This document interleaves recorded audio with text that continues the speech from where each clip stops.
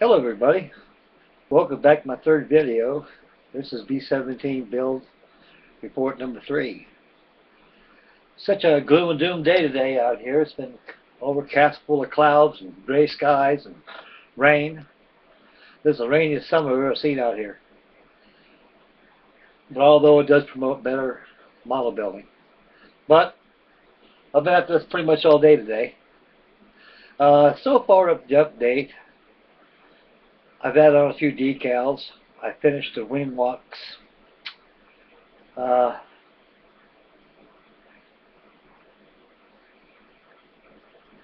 than that, a few touch-up details I've done on them. I still got a lot of work to do on it, though. You build them slow, they come out okay. You build them fast, they don't look too good. So model building is like anything. You know, it's a time-consuming project. You know, you can't build it one day like everybody try to do Rome.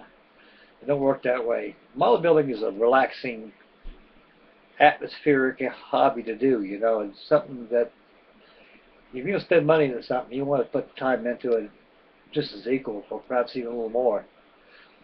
But anyway, just rambling. But anyway, getting back to the build report. So far today on the model,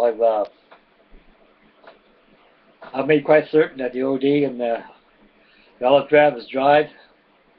Neutral gray is dried pretty well. I like to make sure that all the paint is pretty well dried before I do any more, because otherwise it leaves finger marks. And they don't look good on models, especially if you're up in a competition for judging. You go to these model events, like at the strike against your model, you never win. I've seen a fellow one time at a model show, he had a beautiful looking albatross. It was, the paint job was very exquisite. I was astounded with the detail he put into it. But he lost because he had the fingerprints on there. So anyway, when all the paint's touched dry on my B-17, I went ahead and applied the decals. I masked the wing walks off using masking tape. I airbrushed the wing walks. I don't have any striping tape. Don't have any decal stripes to make. So everything's old school here. Other than that, that's about what I've done today on it. Plus added a few decals. I'll bring the model up a little closely. You gotta please excuse this webcam. It doesn't do a good job as a regular camera does, but as mentioned from my first video, perhaps next week, and the good Lord's willing, the creeks don't rise, I'll have a camera here and things will be a little different. But other than that, it is what it is, and you gotta deal with what you gotta deal. So I know all you fellas been there and done that, and I'm just a greenhorn in the beginning. Anyway, I'd like to show you a close-up view of what is done today on it. I'll explain a little bit here and there on it.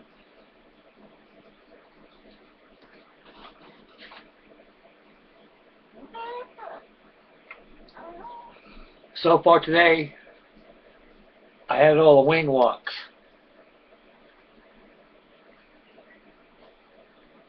The camera don't do you very much justice here, but you get a pretty good idea, as you can see. And I added the squad identification triangle on the wing. What I did, I went ahead and put the decal on it, let it dry. When it's dry, I added a decal solution on it that shrunk it, make it look like it conformed to paint, as that of paint. Please excuse me. Decal's been added on the side of the fuselage. And I added again more decal solution on this, starting on the right fuselage section, working to the left side. Here's the tail section here. As you can see, you can probably see the black de-icing boot on the leading edge. This plane's been all airbrushed, no hand brush at all, airbrushed and masked off. I've got 5 coats of olive drab on it, 5 coats of neutral gray at the bottom. As you can see, the Bombay was cut out and it's got to be scratched in. I don't have an aftermarket part for that. It's going to be scratched in. I wouldn't have it any other way. I've got a lot of little things to do on it. It's getting there. It's starting to look like a B-17, but other than that, It's getting there.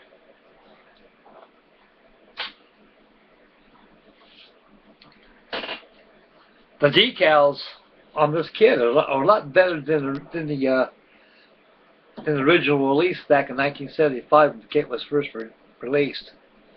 The decals back then were very heavy, and it took lots and lots of decal solution to dissolve the film to make it conform to paint, especially on your raised rivets and panel lines and such. But the decals they give you on this kit here, they're pretty good. Just you give it about 2 coats of decal solution, and it's pristine. It looks wonderful. It's there.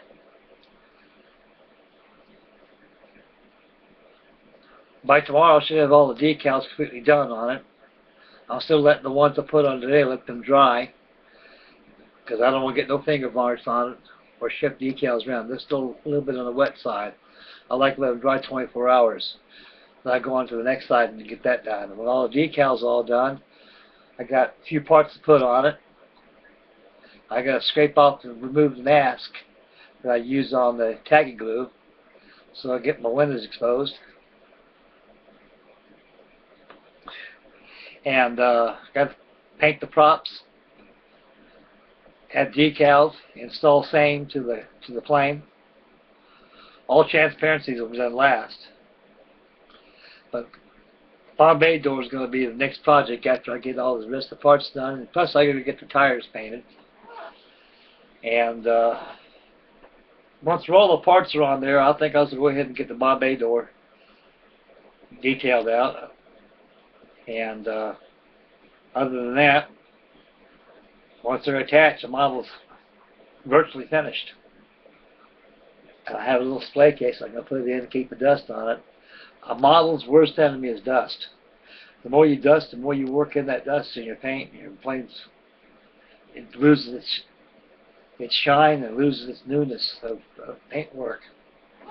So that's the only thing bad about having a beautiful looking model is when it's exposed to dust, it just really destroys your model time-wise. But this is a very enjoyable build, although I've built so many of these, and it's come along pretty good. It's starting to look like a flying fortress. And I have another important thing I'd like to be able to do on it. I'd like to add the rigging antennae on it, also using sprue. I'll add that later. So once the model's all done, by the time hopefully get my camera, you can see a lot more of the plane than what was being shown on the webcam. This webcam only, it's like everything in life, it has its limits and that's it. But it's best I can do what I can do right now, but it'll get better. And the next build, I don't know what I'm going to be doing next, but this time I'll start from finish, so start to finish, and we'll go from there. But so far I had a late start to this one because I didn't think ahead about posting on YouTube. Well, next build will be from start to finish. The kit right now is it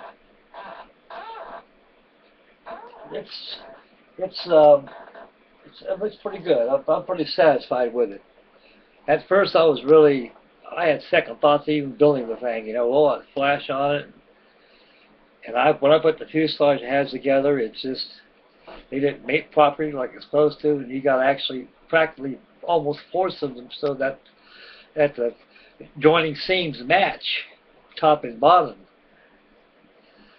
Another important factor I forgot to mention is about the fuselage. When you glue it together, you got to make sure that the fuselage has a very good strong bond to it, because the wings on this plane here are very heavy. Monogram was not skimpy when they made this model. This plastic is very thick and it's strong and it's heavy. So make sure that the fuselage is glued together very, very strongly. Like I say, use 5-minute epoxy or use Krylite glue. If you don't have none of those glues like that, if you got regular tube glue like I showed you, just make sure you put it on a lot. You don't want to put it on sparingly. You can make sure you don't want to overdo it. Just make sure that the whole seam is completely covered. Then you melt your fuselage together. Then when it oozes out from the top, which is a weep joint, don't store that weep. That weep right there will serve as a filler. Then once the sand, wet and dried sand, then you go ahead and add your putty. Prime putty, prime paint, and finish. But it'll be a long time before I ever tackle one of these again. I'm about B-17'd out for a while. Maybe perhaps another 5 years or 10 years now if I'm still here.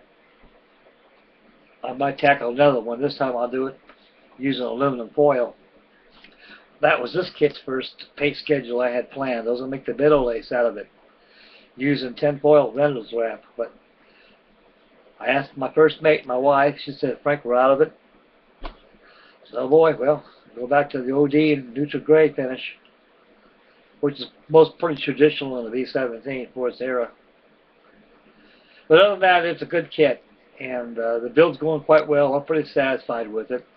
I'm on the downhill stretch, and tomorrow I might post another YouTube. If not, on the next YouTube, it'll be pretty much finished. But as of now, I just let it dry and try to prepare something with next I'll be doing to it for tomorrow, other than finish up the decals. And well, it looks like I'm about at my limit right now, and I can't stress anymore. Everybody have a very beautiful 4th of July. If you're doing any of this drinking like that, just please be careful. Get a designated driver. And them boys are out there right now trying to get you left and right if you're out there drinking and driving. Like I said, you get caught drinking and driving nowadays, it'll change a man's life real quick. I've seen it happen so many times with so good friends of mine. And they paid the price for not using their heads. So, when you drink, nothing wrong with that. Have a blast, have a blowout, have fun. Just please be careful and get yourself a designated driver to take you home. You'll thank yourself in the morning, although you have a headache. I'd like to thank everybody for tuning in for my 3rd video. This is the conclusion of Updated Build Report number 3. Stand by for number 4.